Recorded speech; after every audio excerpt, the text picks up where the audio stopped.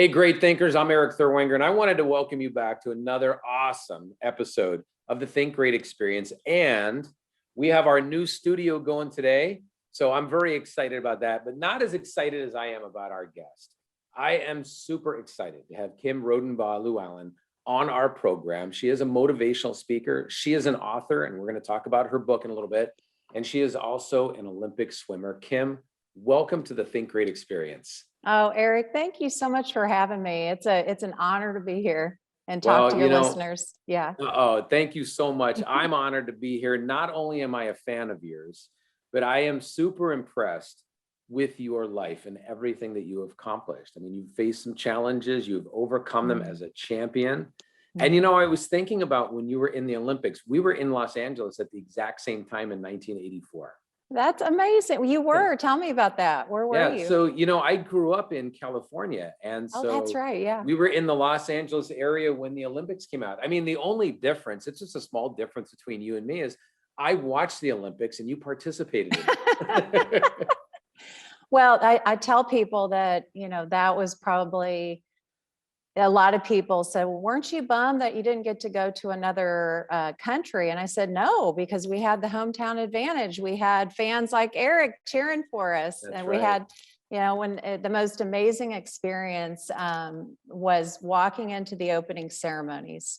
And, here and I'm sure I'll get to my story in a little bit, but I had a dream from the time I was 10 years old.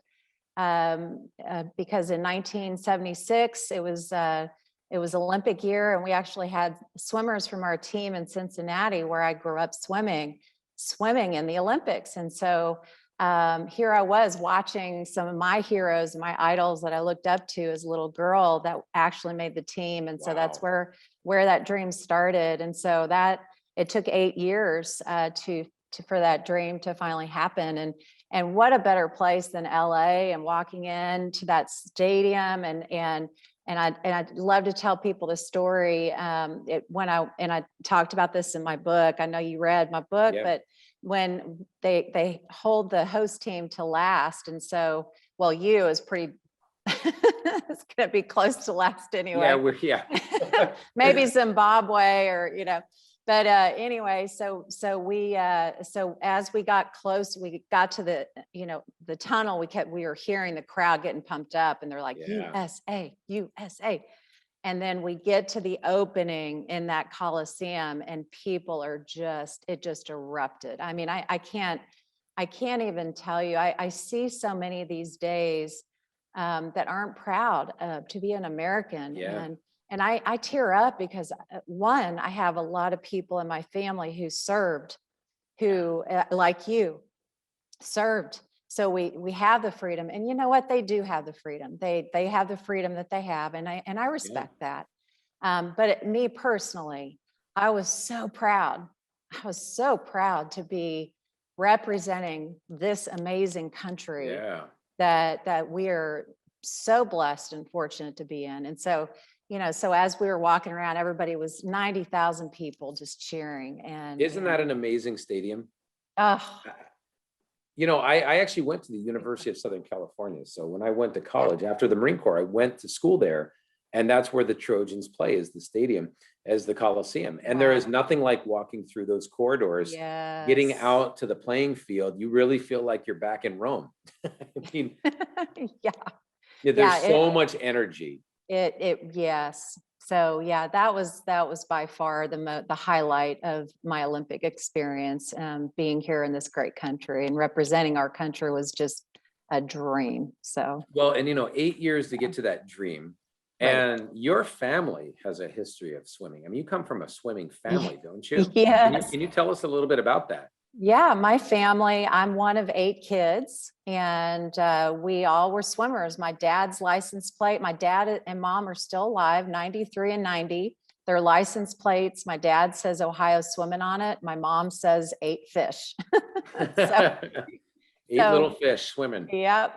And my 2 oldest brothers, they wanted to put us in a sport that we could have as kind of a family sport. And Sure. And they had no idea that when they put my 2 oldest brothers in the program that we swam in, it was called the Cincinnati Pepsi Marlins back then. It's called Cincinnati Marlins.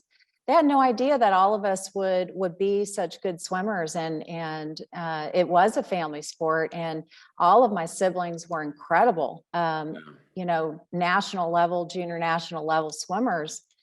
Two of my brothers just missed making the Olympic team, and so yeah, it was incredible. And that also is just such a we were so supportive of one another, and it was just a lot of fun growing up. Yeah. I mean, what a dream to have, to be in the Olympics and then to actually realize that dream. You know, Right. when you go back all those years, at what point in your swimming career did you know that you would be a contender? Because I'm sure that, you know, everybody, when they jump in a pool for the first, I was on a swim team. You think Olympics for a second and then you rethink it. But you actually kept thinking of it and you achieved it. At what point Yes. did you realize I really have a shot at this?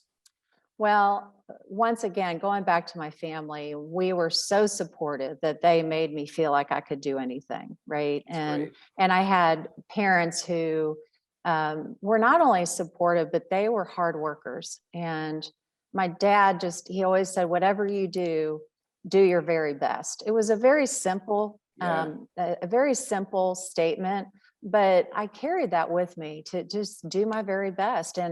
And so probably, well, I love telling the story. When I first started swimming, I was not very good. As a matter of fact, I had to try out for the team, and I really wasn't a very good swimmer at the beginning, and they weren't going to let me on the team. And my mom, who you just have to know my mom, but she said, well, I'm sorry to hear that. I'll probably have to take the rest of the kids off the team and go over to this other, because at the time we had 6 of my siblings on there. And Oh, so, you wow. know, if they didn't take me, then, I mean, part of it was true, but part of it was her leverage, right? She knew what they were going to say. They're like, okay, Mrs. Rhodenbaugh will let her on, you know.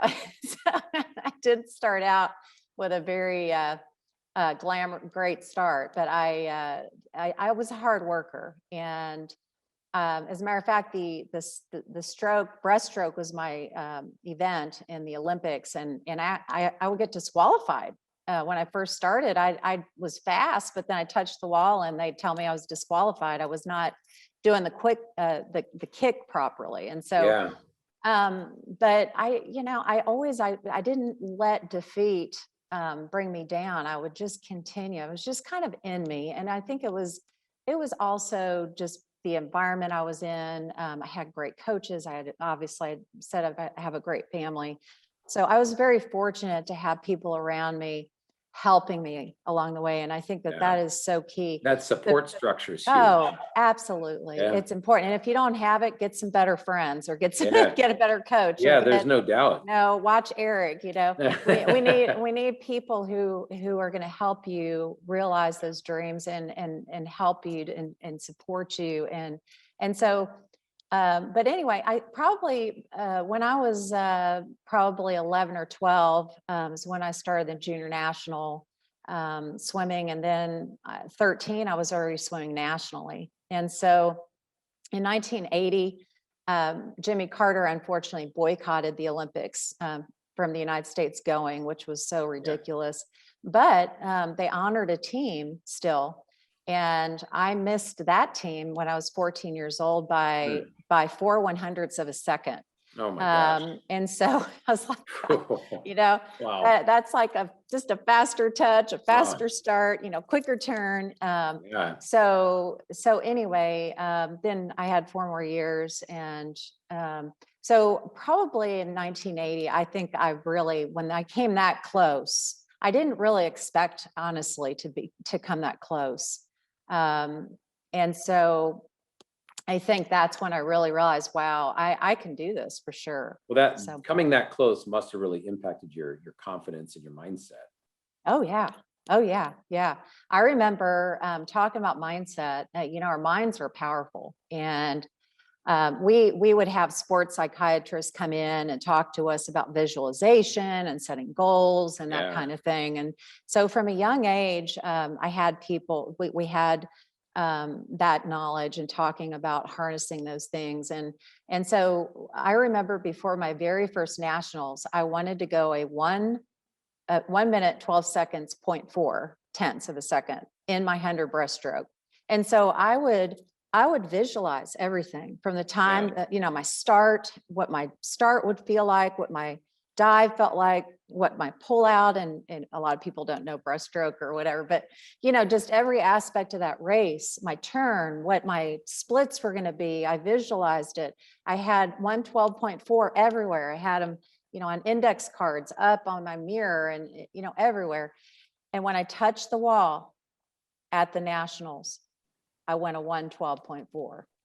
How crazy is that? Yeah. And I love what you're saying, because I constantly tell people to write down their goals, write down things associated with their goals, especially timelines. And you actually wrote down a time. Yep, but absolutely. To visualize it is incredible. And your coaches are there to train you as a swimmer, but then they also bring in development. And I am a big fan of training and development. And I believe that development side is that edge. Yes. It gives you the edge in winning. It does. It does, for sure. I tell people all the time, the mind is the battleground. And now I'm started on a faith journey, and I know we might get into that in a little bit. When in 1990, I became a Christian, and I had a base. My parents took us to church, but I didn't really understand a lot. But my faith journey really took off in 1990, and I really learned, our minds are, it can be our best friend and our greatest asset, or it can be our worst enemy. It can. And so, for me, and I know we'll get into, part of the story that was a little difficult, but how I overcame that, I had to really kind of retrain that. And what I believe, speaking truth over myself. So the mind is a powerful thing and can be also a very destructive thing if you let it. So. Well, it's interesting, no matter how much struggle or success I've had in life or in my careers, I've always found that, the actions I take fall in alignment with the thoughts that I have. And so, 10 years ago-ish, when I started our company, Think Great, that became really the focal point, was teach people to think great. You can control your thoughts and your actions, and so that's what I'm hearing with you. And especially when you experience challenges, because your pathway to the Olympics, and even during that time period, you had some challenges that really led to this book, Master of the Mask. And I wanted to dive into that a little bit, because for starters, I love the book, and I recommend anybody listening, get the book. It's an absolutely phenomenal read. And I came out of there inspired. I was taking a closer look at my own challenges. And one thing you did for me, Kim, is based on the challenges you face, and I'll let you talk about those, you actually inspired me, which is part of your job as a motivational speaker and an author. You inspired me to not let any obstacles I'm facing now hold me back. That's awesome. That is awesome. So again, Master of the Mask, this is a phenomenal, you don't want to put it down, read. And I get the opportunity to have a lot of books sent my way. I read from a lot of friends who are authors, and this was absolutely compelling. But please tell us a little bit about the book and the title. That is a powerful title that you start to unveil as you go through the book. Yeah, this came out right before COVID. So I thought, man, with it being called mask, people are going to think it means something totally different. But humor is so important. That's going to be the second book, Kim. I know you have some thoughts on wearing a mask. So yeah, I do actually, but that's for another program. But yeah, so my story is a hard one for some of your listeners. So trigger warning, I do talk about sexual abuse. So I'm not going to get into details, but I was to answer your question about the title. I was a master of wearing a mask. I think so many of us. And I think really a lot of people are trying just to keep going, right? And sometimes they think, well, if I just keep saying I'm great, I'm doing great, then I'll be okay. The Right. problem with that is if you do not deal with especially trauma, I fill in the blank, whatever kind of trauma, whether it's sexual abuse like I went through, physical abuse, verbal abuse, losing a parent or a loved one, any kind of trauma, if you do not deal with it, it's going to, that trauma is going to manifest in some That's way right. in your life. And so for your listeners out there, if you have gone, all of us go through stuff in this life, That's right. some more than others. And if we just put it on the back burner and expect it to go away, I'm here to tell you, it's going to manifest, and it's going to be destructive. It's going to be like a cancer in your life. It's going to start affecting you. We are mind, body, and spirit, I tell people. And when one of those fails, then the other, it's like a domino effect. And so they all impact each other. Yes. And so for me, I unfortunately went through sexual abuse from the time I was about 6 years old. I had different things, and I won't get into all the details, but I went through sexual abuse when I was young, and then I had, I tell people I felt like I had an antenna on my head, and those abusers could just find me. And I think that really when somebody has gone through that, there's something to that. I think that we've just put off that, whether we are like walking as a victim or spiritually, emotionally, physically, even, I think you can let off. I think those perpetrators will find those who have been wounded and hurt in that way and violated. And is that when the first time it happened, is that when you started to wear a mask, to hide? Now hindsight's 2020. Yes, I think so. I think that it's hard. I'm still healing. It's like an onion. We keep taking those layers, and we have to choose to do that. It's a lot of hard work, just like it was hard work, to make the Olympics. I dove into when I finally took off the mask, I dove into that healing. And but yes, I think probably when I was about 6 years old, when that happened, I didn't even remember that I kind of blocked out a lot, and really didn't fully start dealing with the trauma that I went through when I was 6 years old, when I was young. And then I was 14, 16, 17, 21, 22. I had things happen to me, just continue, rapes and abuse and assaults. And so I just learned to, and this is not good, but I think athletes too, it's like we just kind of pick ourselves and we just fight through it. We're fighters. Well, that's not fighting through it. It's not dealing with it. Right. And so, but in my way, I think and most people, survivors, a lot of times parts, especially if you're a child, you'll shut down and you kind of disassociate with that. And so that's unfortunately what happened with me. And so what happened was it went into addiction. Even with, training and doing all this, that was a huge help for me. Well, you experience abuse when you're at the Olympics. Yeah. I mean, not actually at the Olympics. I mean, like during that time period when you were training. Yes. Leading up to that, it happened again. Well, and I wrote my book because one of the big reasons I wrote the book was I was reading a lot of stories about athletes who had been abused by coaches, and of course the brave gymnast that came out talking about the doctor who abused them. Just horrific stories, but the stories didn't look like mine, which was part of what happened to me, because things happened before this and things happened in college after that.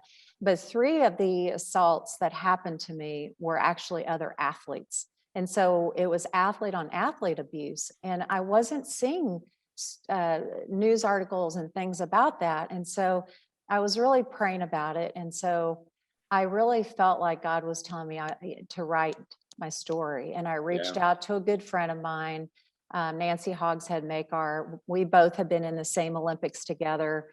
She had her own story of being raped at Duke University. but fortunately was able to get help earlier on. I mean, of course, it was a journey for her to get well, but she became a lawyer, and she's written legislation. She's Yeah. she's just, been there for so many, especially sexual abuse in sports. And so I reached out to her, and she said, you really need to write your story because nobody's talking about athlete on athlete abuse. So that's This why was the first time I heard about it. yeah. Yeah. And so I wrote an article, and that article kind of went viral, and that's where my book was birthed. And Yeah. so yeah, when I finally, it's a really hard story. I part of my story is addiction. I tried to commit suicide twice. I was dying inside, putting on the smiley face and dying inside. I was just trying to keep going the best I knew how. And it was destroying me from the inside out. It's just draining. It Oh, yeah. sucks the soul right out of you. Well, and And it was stealing that's what my, I'm guessing, because I haven't experienced yes, it steals your identity, who you are, you know, that young child who was so driven and such a hard worker and believed in herself. Each time something happened to me, it just slowly stripped away who I was. And I was believing those lies about myself. I was believing that I Yeah. was worthless, that I was trash, that I was this, all these lies. And then, like I was telling your audience and you earlier about our mind, when we don't deal with trauma, it's going to start to wreak havoc in our Yeah. mind. And there's a book called The Body Keeps the Score. It talks about untreated trauma will go into, fill in the blank. It can be, stress. To people that Yeah. talk about dealing with stress, it will go into chronic illness. Of Sure. course, with trauma, you have PTSD. Yep. As a veteran, you understand there's, PTSD. Just if you don't And those deal can be with it. long lasting effects. Oh, absolutely, I mean, absolutely. I think that, as I was reading the book, it was so fascinating to me that here you are experiencing all the incredible enthusiasm and energy of the Olympics, yet you had all of this on your mind. Yeah. You Yeah. hadn't resolved anything back then. And so Right. you were actually competing, one of the very few that make the team and compete in the Olympics. And you had all this abuse and the impact from that on your mind while you're swimming. I'm so in awe of your spirit. And as I was reading the book and I got to that chapter where you're in the Olympics, Mhm. I just couldn't separate. There Right. you were, you're an Right. Olympic athlete, and you have this burden on you, and yet you kept on going. And I know that was challenging. Yeah. Oh, I don't know how the year that Olympic year came around was my senior year in high school. That beginning of that year, I was sexually assaulted by a brother figure on my team. And so I had to swim with this guy twice a day, every day, and see him. And he was someone I trusted that violated that trust, Yeah. violated me. And so here, and then my alcoholism got worse. I was trying to Cope. trying to escape. I Yeah. wanted the pain to stop, and that would make it stop temporarily. Yeah. And then I had an eating disorder. So here I was training 6 hours a day, and I had an eating disorder on top of it. So all I know is it was by the grace of God. I don't understand why I made it. I know I have dear friends. Who went through this, and it ruined their chances of ever becoming an Olympian because Yeah. I don't know why I did and some others didn't, but all I know is I've tried to now use it as a platform to do what I'm doing today, and to be able to speak hope into people's lives and let them know to not stay in the darkness. It's like a Band-Aid being on a Yeah. wound and never taking that Band-Aid off. We've got to expose it. The Bible talks about whatever's hidden needs to be revealed. And it's because God That's right. loves you, and he wants that he Yeah. wants to free you, and he wants to heal those parts. And so, I had to take down the mask first, and I had to get help. And in typical athlete Olympic fashion, I just have done everything I could do. I went to rehab. after I did try to commit suicide back in 2014. I was at the end of my rope and just incredibly depressed and in addiction. And I mean, when that wasn't that long ago. no, You know, I no, mean, that so- wasn't that long ago. Right. Right. So I mean, here you are competing in the Olympics in 1984 Right. and 2014. Yeah. All those years. Yes. Yeah. Yes. That was one of the things. I actually went back a couple times in the book and I was looking at the date Yeah. and I'm like, wait a minute, some of this stuff just happened. Like, Right. you know, in the Yes. grand scheme of things recently in your life, and you had these breakthroughs. And I have to imagine, you know, when I wrote my first book, you know, we talked a lot about my personal journey as a caregiver and my involvement with my wife during, you know, years of cancer and on all the health issues. Right. When I wrote the first book, it was very, which I didn't expect this, it was very therapeutic. Oh, absolutely. Yes. Was that the experience you had too, when you started to put pen to paper, and did it help you to process things? Oh, it does. I tell Yeah. people, even if you don't write a book, you need a journal. You need to I write agree. it down. There's something, I think it's something that happens when, because a lot of times, I don't know, people think differently, but for me, when I'm writing, it helps me. It helps me to, it was definitely a part of my healing. Yeah. And not to mention just the support that that people gave me through just sharing my story and seeing how God has used it to help other people.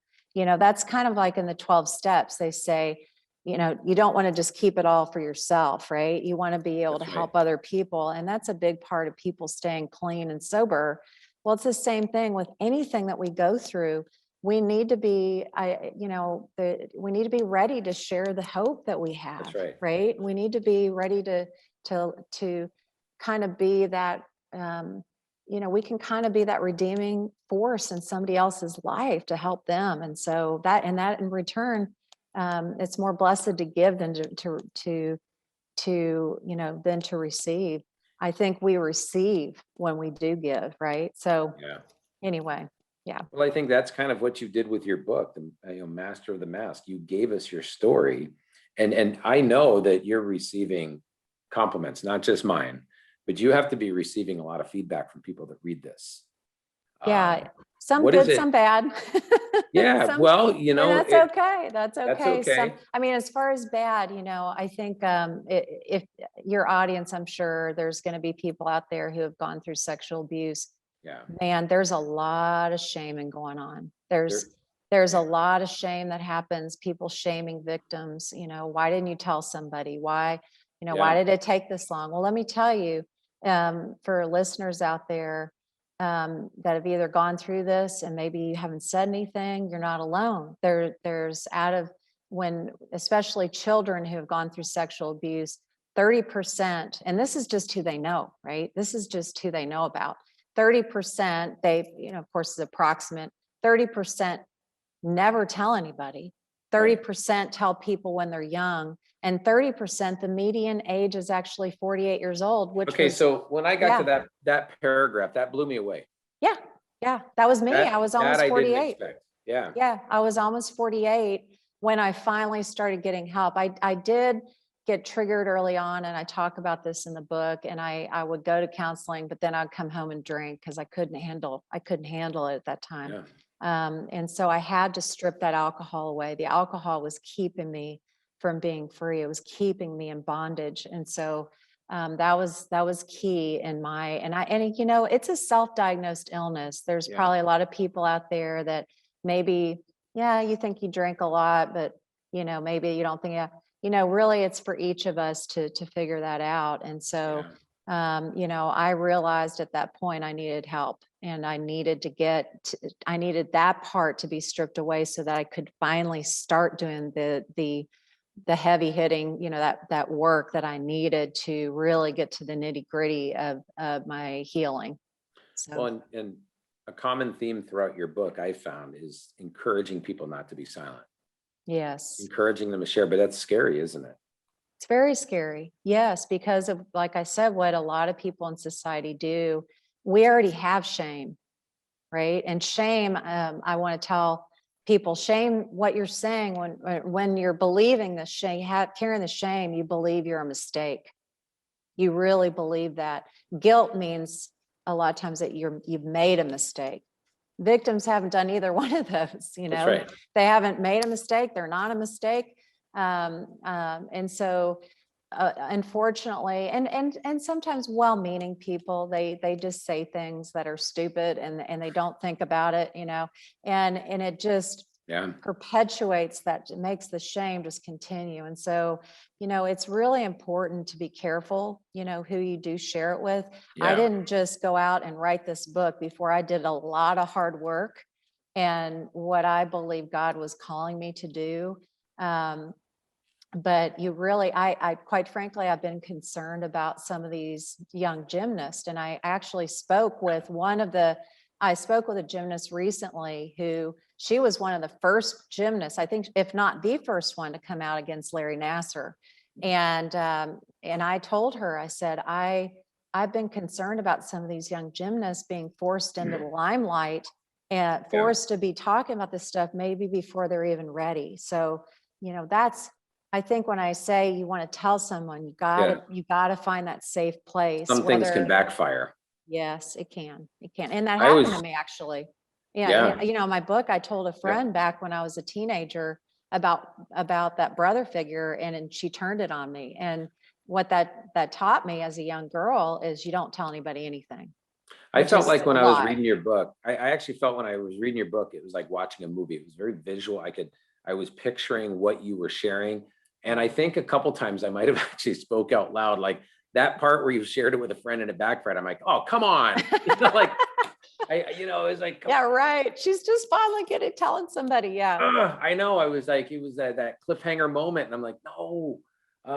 So people out there that, you know, that really want to be there for people. If they have somebody come and tell them about something like this, listen. Yeah. Listen with, just be empathetic, just listen with, and be compassionate. Tell them they're brave for telling their story. And I'm telling you, you know, I look back now with everything that I dealt with. I think survivors are some of the strongest people I've ever met.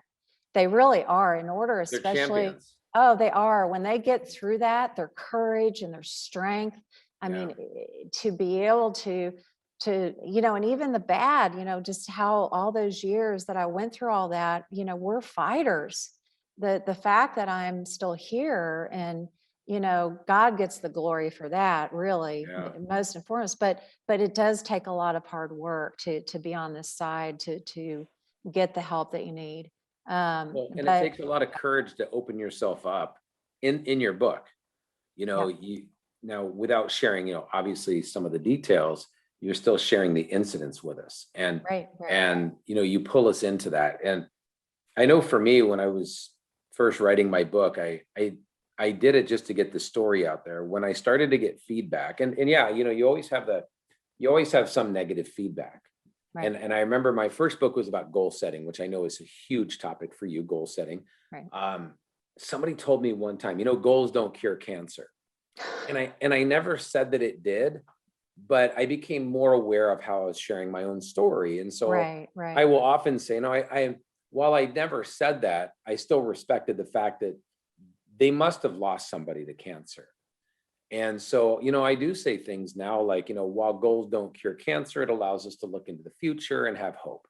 And so some of the negative feedback actually helped me to be a better deliverer of my message. Not that I'm out seeking a ton of negative feedback, but what really, really gets me excited is when somebody, and I even had it happen today based on my first book, I actually met with them and they said, here's what the book did for me. And I was like, wow, that's awesome. Like, you know, you write a book and you get some positive feedback. What is it like for you? Especially when I have a veteran talk to me, it's even better. Like, I'm like, oh, I impacted a veteran. Great. Yeah. When you impact somebody who's been sexually abused and they come to you and you say, this is how it helped me. What is that like for you? Oh my. It's the whole reason I wrote the book was to try to help somebody get through and navigate through their healing, and first and foremost, just be a safe place to to be able to listen. And like I said, when I wrote the article, I had people reaching out to me. I shared it on my social media, and then they shared it on their social, it kind of went viral. And so I had people, all kinds of parents and teens and coaches, people reaching out to me, but a lot of survivors. Yeah. Some of them telling me and telling something that they have never even told anybody else. Oh, so they told you for the first time? Yes. Wow. And I just told them how proud I was of them, and how brave it was for them to say that, and to be able to take that first step of getting it out of that dark place. Because I believe when you take that first step, and of course it's going to take a lot more steps to get to that on the other side, but that's the first step, is just telling. And that's so hard to do.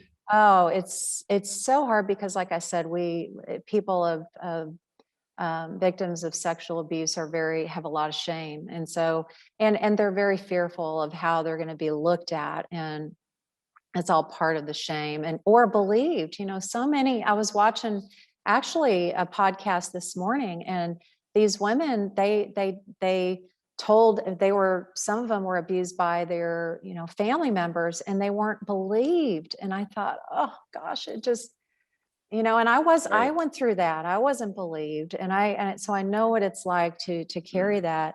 But you can't let that stop you from getting the help that you need, because it's just going to hurt you. And so I wanted to piggyback on what you were saying about, people, saying some of the negative stuff.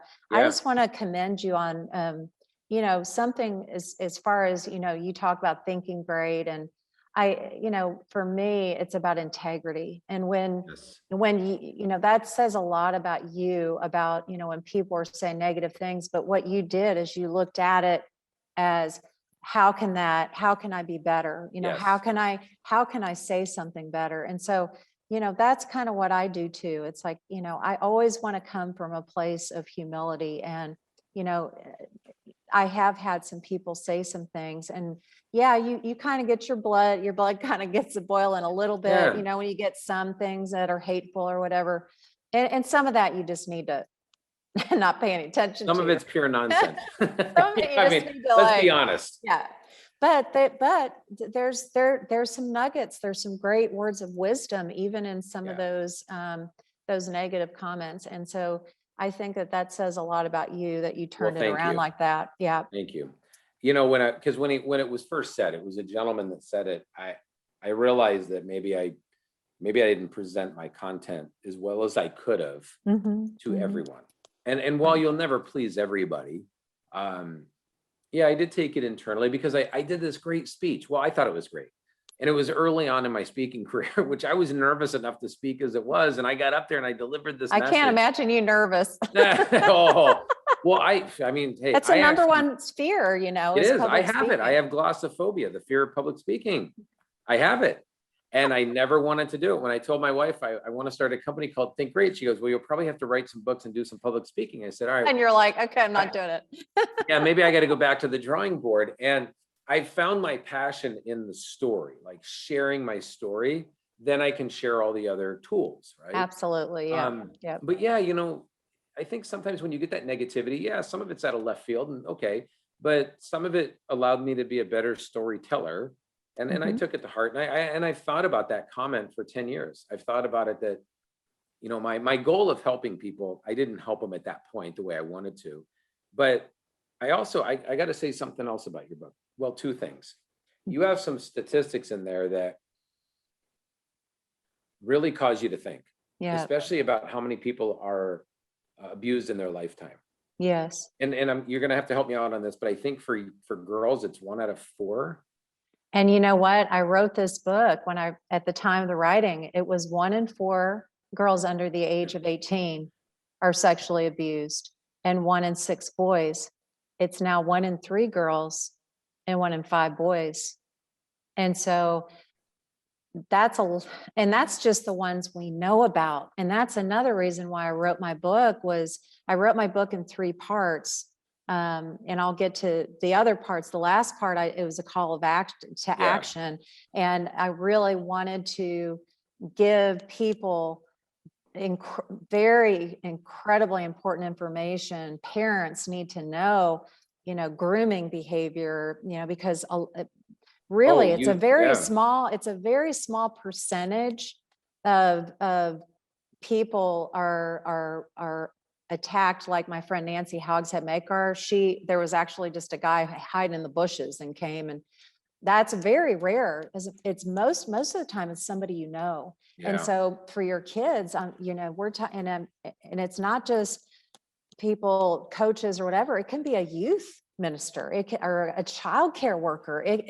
Those predators are wolves in sheep clothing, right? And so they could be in and I'm not saying this to scare people. I'm saying you need to arm yourself with truth and with important information to keep your kids safe.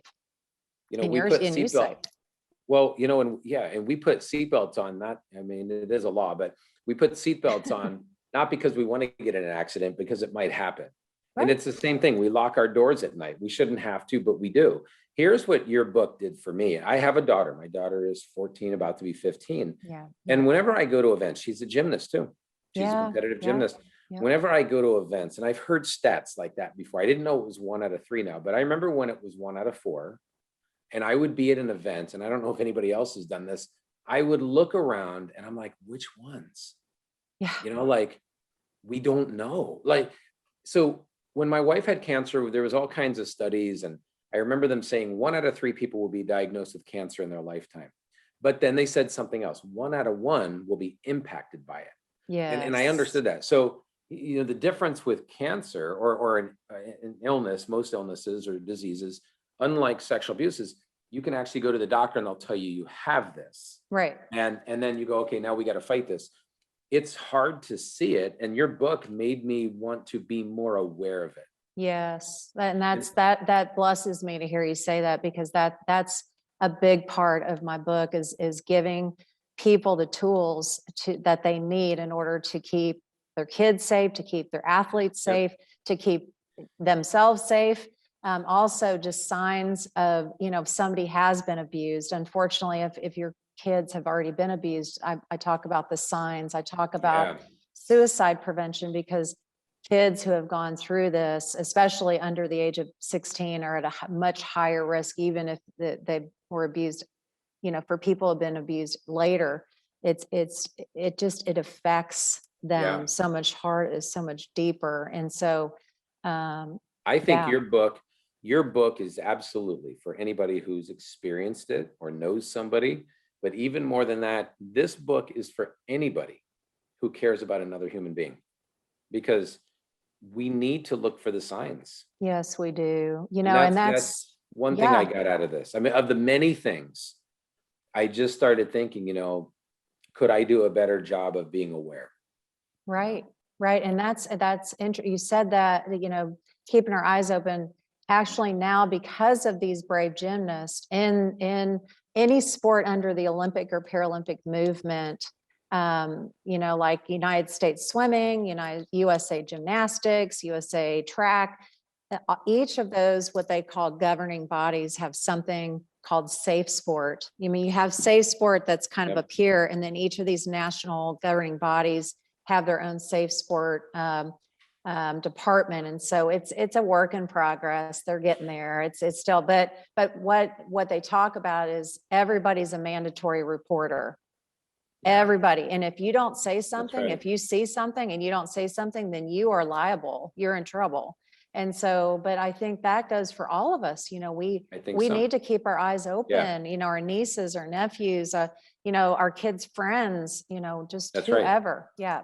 Did you ever see a show called To Catch a Predator?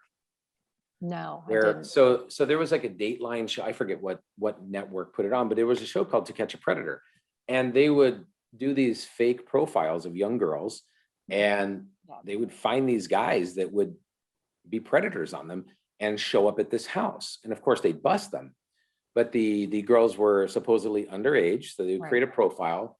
So I watched it one night, and a guy shows up and I'm like, wow, that's crazy. Well, anyways, then another guy shows up, and another guy shows up. Pretty soon, this show has been going on for a while, and it's just one person after the next. Yeah, no, it makes you isn't- sick. It And made that me doesn't sick. even, yeah, it doesn't even touch on the evils of human trafficking that are going on as well. That's a whole other, thing that I didn't deal with that personally, but I have a lot of friends who have been in Yeah, that ministry and people on the, front lines dealing with that. And so, but this, what I talk about, it's eye-opening. hopefully, yeah, because it It will is. help to keep your eyes focused on your kids and really think about how they're acting, signs, how are they doing in school? Have they had a drop in their grades? Are they looking a little, are they seeming more depressed? Just Yeah. different little things like that. But, and then getting back to my book, Erik, I wanted to talk, the first part is my story, but then Yeah. the second part is my healing journey. And so I talked about the importance of when people go through this or fill in the blank, anything, Yep. it affects you in your mind, your body, and spirit. It affects every facet, every aspect of you as a human being.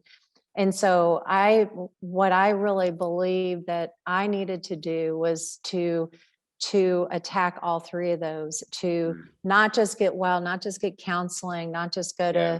to the 12 steps in rehab, but I had to deal with all the ways that it affected me. And one of the, we talk about the mind, thinking great. There's a Bible verse that talks about taking every thought captive unto the obedience of Christ. And so I realized what was going on in my mind. And it was amazing, the thoughts, when you really think about what you're thinking about yourself, like really, Yeah. to your listeners, really pause throughout the day. And what negative things are you telling yourself? I can't do that. I always do that. Why do I always do this? Things like that. Well, then, and then if you've gone through what I've gone through or whatever, then you've got these other, lies about yourself. I'm worthless. I'm this, I'm that. And so it was a full-time job. I had to take those thoughts captive. I had to take them captive, and I had to replace them with truth about who I was and what I love that. believed God was, Love it. what God was saying about me instead of what I was believing because of what I went through.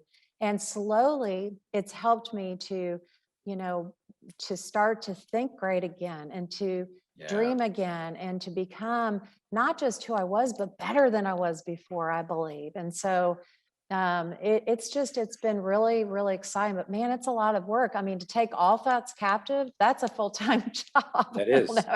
That is. I love the way you say that. Take all thoughts captive. You have a great keynote speech in there. I mean, that's powerful. Well, that's what the Bible's I'm just stealing that from the Bible. Well, all right. Well, hey, true. I love the way you said it though, but we have to do that. Yeah. If we don't take our thoughts captive, they kind of take us captive.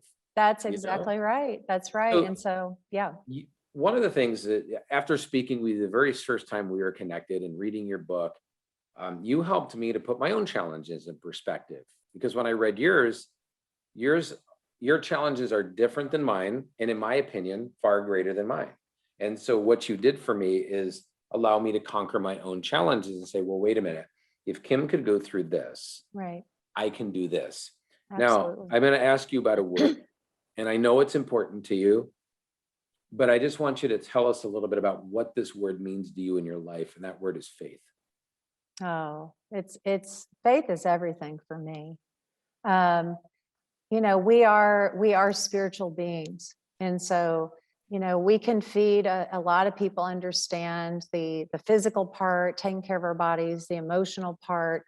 But I know for a long time, I lived my life not understanding the spiritual part. And in 1990, that's when my faith journey really started. And I really, personally, I'm a Christian. And so that's where I started very slowly starting to see the God that loved me. But even still, I had these things, filters in the way of being able to truly be able to give him my whole heart because I was so wounded. And so, but when I finally took that act of what I think obedience of just finally stepping through that scary place of telling and getting the help, then I saw God show up in the most powerful way. And I started slowly being able to trust him with everything. Yeah. And so, yeah, faith is everything to me. It's how I live every part of my day is in prayer, is in believing what he says about me. I tell people, I know there are a lot of listeners out there that aren't Christians, but I know, be careful where you put your identity. Yeah. If you put your identity in what you do, what happens when what you do is gone? What happens when that's stripped away? You will be lost. You won't know who you Yeah. are. And so we can't get our identity from what we do. We've got to me, I had to get my identity from a God that made me, Yeah. who sees me, who loves me. And that's never going to change, And you knew all that negative thought, all the negative thoughts going in your head. It wasn't him. Exactly. It wasn't him. It wasn't him. And so, when all of that was stripped away, then I could start to believe all those truths that I had read about in the Bible, and I was able to start applying them. So, yeah. So, I know for me, there were points in my faith journey that get tested. Right. And especially when things aren't going your way. When things are going your way, it's easy to have faith, right? But when things aren't going, you're like, well, why me? For me, I held on to a verse as Gina's caregiver, Philippians 4:4. I rejoice in the Lord always. I'll say it again, rejoice. Yeah. Don't be anxious about anything, but give everything to God. Now I paraphrased it there, but Right. that was an important one for me. And I know for you, Philippians 4:13 is a biggie. Yeah. I can do all things through Christ who gives me strength. Right. And What was I that? love that. Absolutes with all. I All. really gravitate towards those verses, just like I talked about before. Take captive every thought. Yeah. Words like that really stand out to me in the Bible. And a lot of this is just good practical. Even if you don't believe in Jesus or the Bible, there's a lot of wisdom in the Bible. There's a lot of Oh, wisdom. yeah. A There's lot no of doubt, really no good doubt about nuggets. it. Yeah. I actually like that you just explained that to me. All Yeah. things, Yes. and not some things, all things. Right. Yeah. I think that's why Philippians 4:4 through 4:7 stood out to me, because, I'm a purpose-driven individual. So, Mhm. even in the Marine Corps, everything that was done had a purpose to it. There was no real wasted time. Right. Here's why we do things. And so when I was searching through the Bible for a verse that I could kind of latch on to, that one came out to me. And I remember, here's why it stood out to me. It said, rejoice in the Lord always. I will say again, rejoice. And I'm like, wow, they're like hitting me over the head with it. Like they said it twice in the same sentence, essentially. So, Right. okay. So no matter what's going on in my life, I need to rejoice. I may not be the smartest guy out there, but when it said twice to you, I'm like, all right, I'm seeing a trend here. And that really stood out to me, that every time things started to fall apart, or a negative comment, or a negative situation, or whatever the case was, I just went back to that, rejoice, because it was said twice. And I love that you said all, because that actually helps me to look at that verse differently. Yeah. Did you go back to that verse often then? Oh, yeah, absolutely. I was very intentional in finding things. I struggle with fear, something that I know a lot of people struggle with. Yeah. Whether you've gone through things or not, I think a lot of people struggle with fear. And so I had to be very intentional about finding verses in the Bible that talked about fear. There's a Bible verse that says, I haven't given you a spirit of fear, but of power, love, and a sound mind. That's an awesome, that's truth. He So didn't give us that. if we are afraid That's a or anxious, lie. that's Yeah. not from him. That's not from him. Right. If you're feeling that, there's something there. And yet a lot of times you do need to get to the root of that. Why are you afraid? And that's what good counseling is for. I went through some ministry and things like that I was able to get to the root of stuff. But yeah, those verses were so incredibly important to me, to find things that were very personal, that I was struggling with. And so I think that's important for people to do. And it sounds like you've experienced something similar, because I started my faith journey later in life. I wasn't raised in the church, if you will. Although I've said it before, everybody finds Jesus in boot camp. It's so bad there. Everybody wants No to go to church. atheists and foxholes. No. Everybody's going to church in boot camp because it's an hour away from the drill instructors. But one thing that I've learned about my faith journey is, just because I started it, I wasn't good at it at first. And I think that by practicing it and staying consistent with it, especially through the tougher times, you get more natural at your faith journey. Like, it's something that just you don't go from 0 to 100. At least I didn't. Did you find the same thing that Oh yeah. Yeah. And you grow? you grow. And I love how you talked about, rejoicing. I think that if we can have that heart of thankfulness, to be thankful in all circumstances. I know that's hard, but I'm here to tell you, everything that I've gone through, God has used it for good. Yeah. He's used it for good. And there was That's powerful.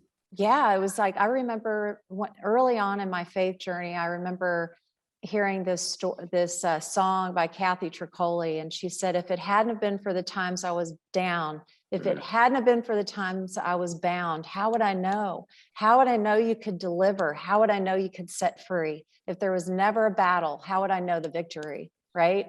So beautiful. And I remember just literally had tears in my eyes thinking about that, and wanting so desperately to have that be my realization in my life, because at the time it was like, that was a goal. That was it, without even realizing it. That's what I wanted, right?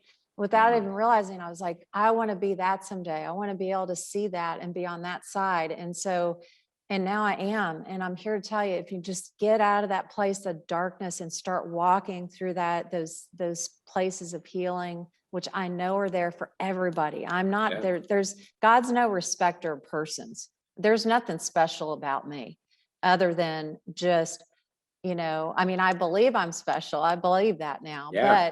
But as far as, there's nothing, I believe everybody can walk through that place of healing and freedom. Everybody can.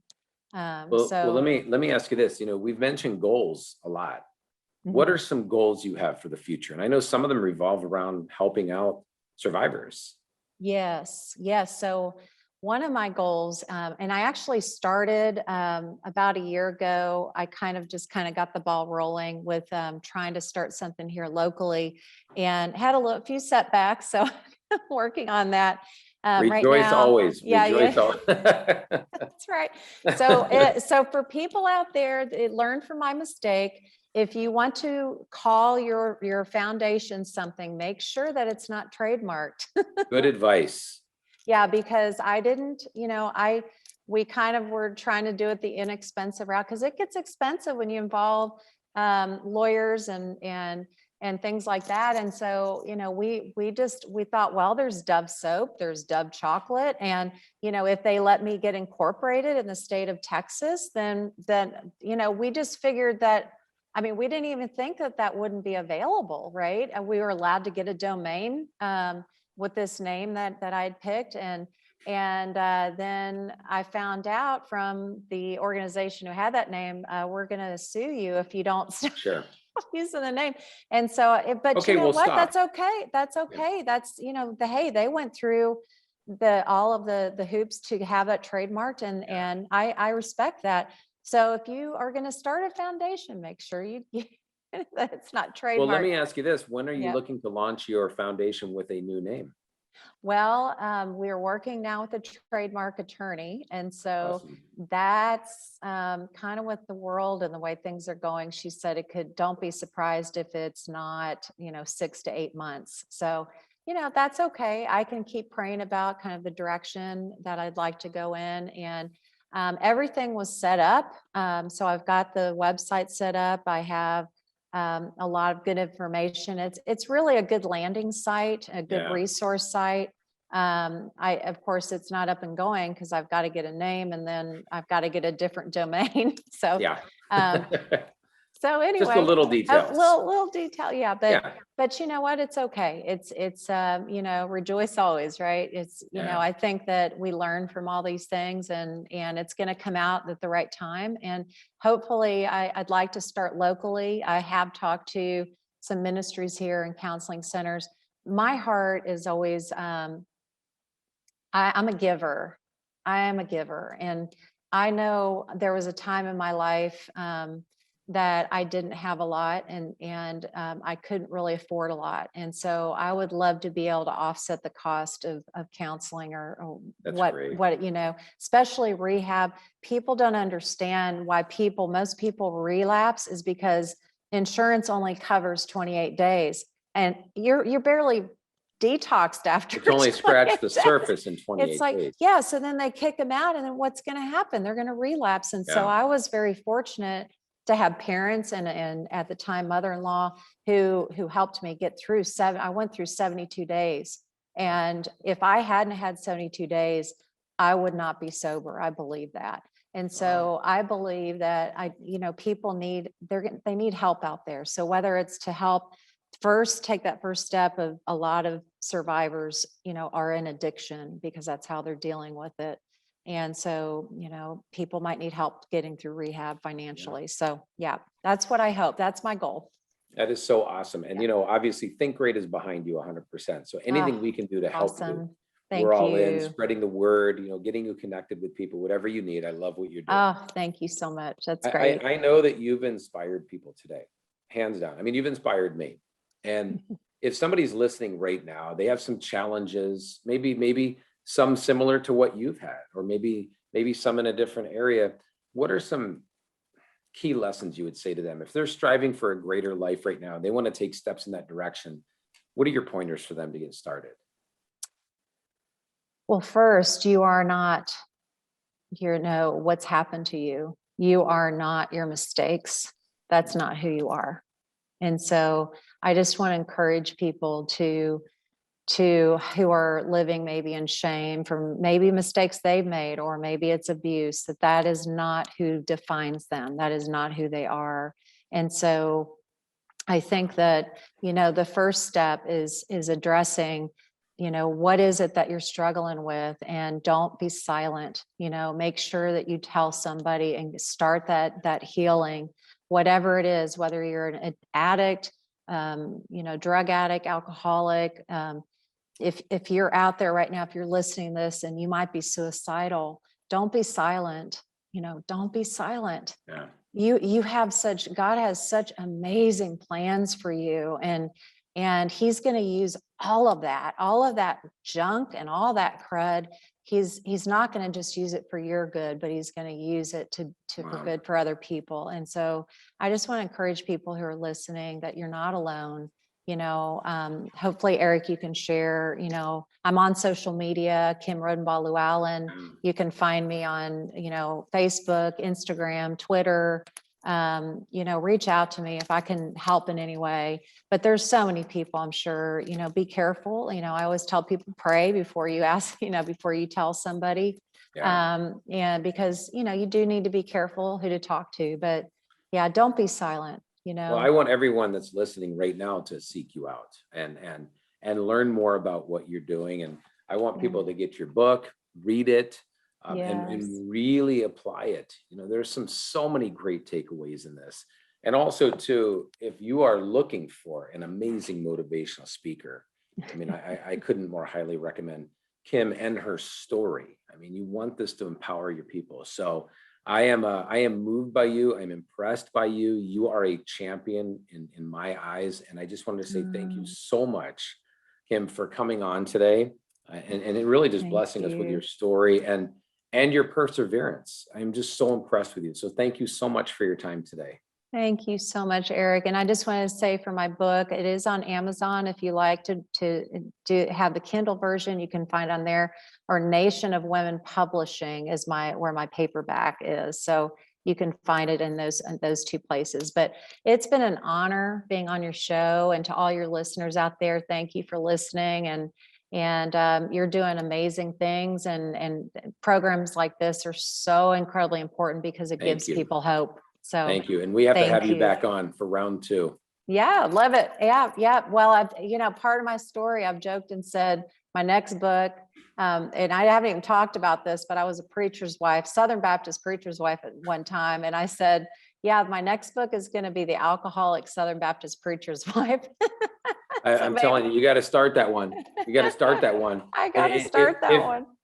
if it's half as good as this one, it's going to be fantastic. Well, congratulations on launching your book and Thank your future, your future foundation and everything you're doing. You are an amazing individual and you are a true Think Great champion. Thank you, Eric. Thanks so much for having me. Thanks, Kim.